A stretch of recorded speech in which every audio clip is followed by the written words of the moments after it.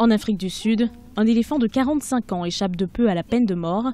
Des propriétaires de terres sud-africains avaient porté plainte contre un éléphant taureau de 6 tonnes, dénommé Riff-Raff, pour avoir renversé des clôtures et piétiné des terres agricoles. Une plainte qui a entraîné une condamnation à mort par la justice sud-africaine, condamnation bloquée par une ONG. La population locale a porté plainte contre l'éléphant pour destruction répétée de clôtures et de plantations. Le cas de Riff-Raff incarne une triste réalité en Afrique du Sud. Beaucoup d'éléphants considérés comme problématiques agissent simplement avec leur instinct animal.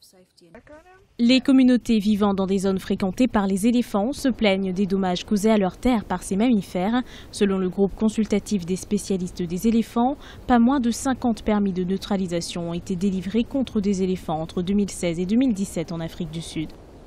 Nous avons équipé Riff-Raff d'un collier de télémétrie satellite. Nous pouvons voir où il se trouve à tout moment. Ce collier assure sa sécurité et sa survie grâce au satellite. Nous pouvons voir où il se trouve en permanence et prendre des mesures proactives pour le protéger.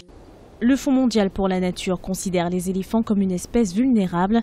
La population mondiale d'éléphants est passée de 10 millions au siècle dernier à 415 000.